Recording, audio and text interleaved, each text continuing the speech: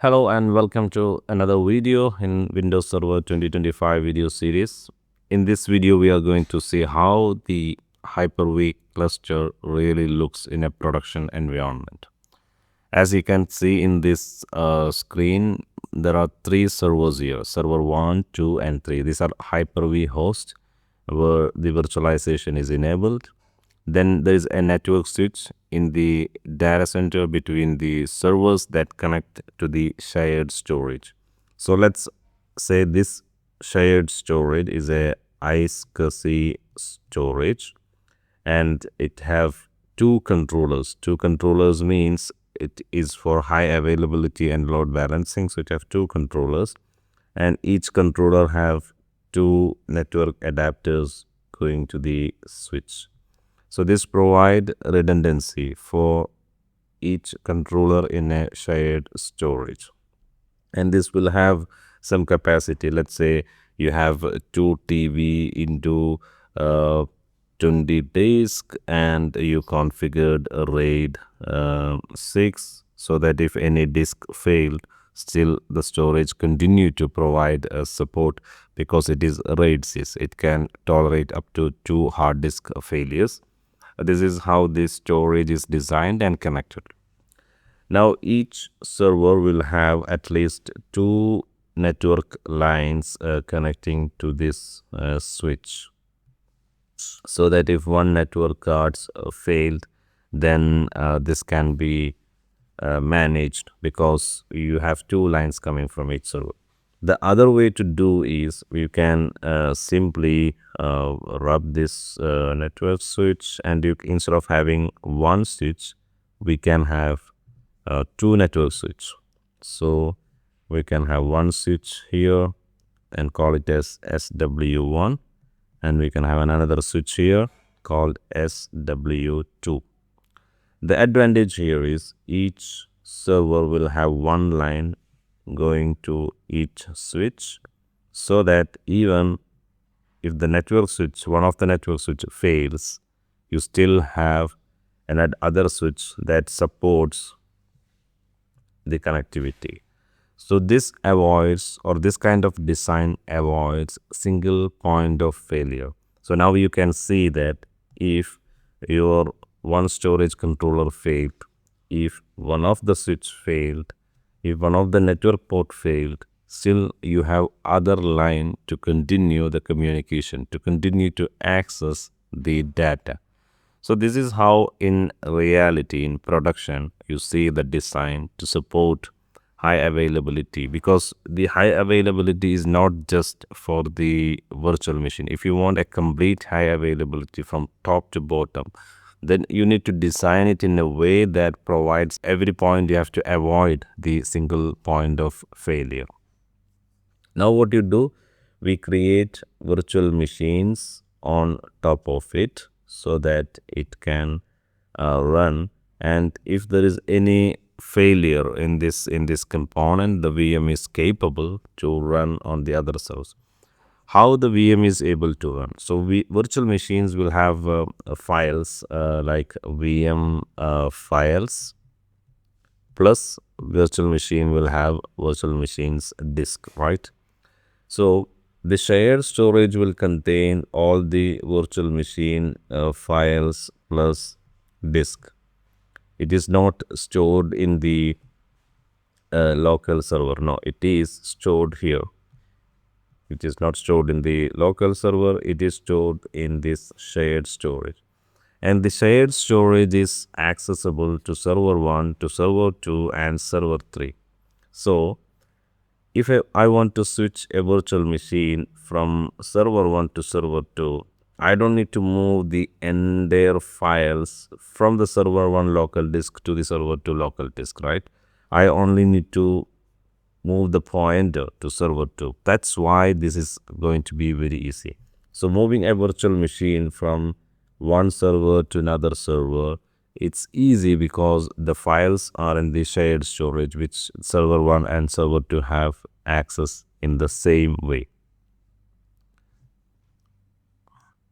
Now let's talk a little bit about the network. So what we talked about is the iSCSI communication. there are other network traffic also that you can expect, right? One is the management interface of the storage, right? So you will have a dedicated IP address for managing the storage, and also the Hyper-V host will also have like a host management connection, and also it will have a iSCSI connection. Then it needs to handle the virtual machine live migration traffic. So let's call it as a cluster network. Then you can have a production network.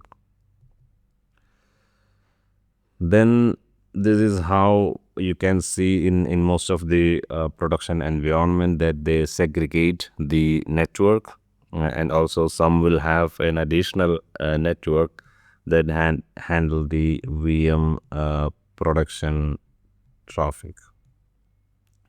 But if you think this is too much for your environment, then you can utilize to have a single network that also handle the VM production traffic, cluster, and host management, and you can separate the SCSI network. This is also an ideal approach. Why? Because you can teams the network cards. For example, if you have 4 network cards, then you just team all the network cards together, so that you already achieve a redundancy on your network infrastructure for your server. So this will also help you to reduce the complexity, at the same time achieve the redundancy. Now I'm going to explain what is our demo environment looks like. So I'm using VMware Workstation. I have 3 servers, server 1, server 2. These are Hyper-V servers. I will install the role Hyper-V role in it, and the storage server will be my SCSI storage. So let's mark it SCSI storage, and here I will have Hyper-V and failover cluster. The same also here, I will install Hyper-V, then failover cluster. A domain controller is a requirement, so you also need a domain controller in this setup. Now, in the recent production level design, we discussed that you will have multiple network switch and multiple network lines to manage the redundancy. In this demo environment, I will be using the VMware Workstation vSwitch, so there will not be any segregation, network segregation for production and cluster traffic. So all the server and the storages will be connected to one network. Then we're gonna run a virtual machine on one of the node, and I will demonstrate to you how we can do the live migration from one Hyper-V host to another one. What will happen when there is a failure on one server, how the virtual machine gonna switch to the server. To all this we will see in the demo.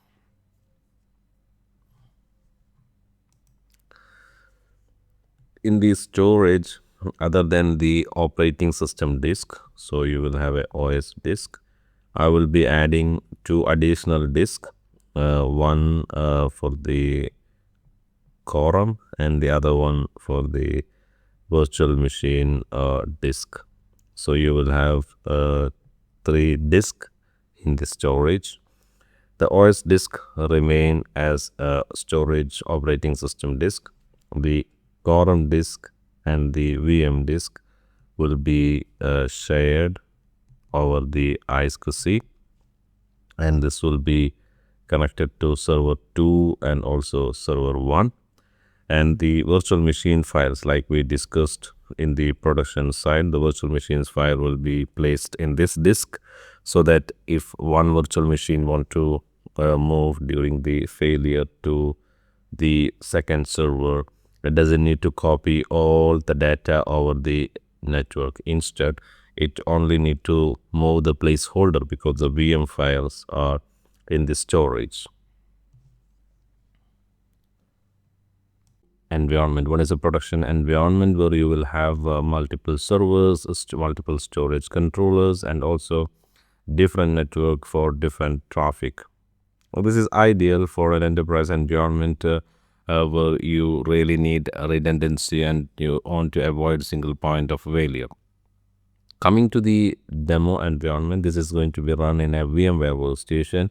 So we will only have one network. You can still demonstrate this multiple network in VMware workstation, but this demo is limited to single network where we will have 3 servers. One is storage, the other 2 are Hyper-V host, and we also will have a domain controller.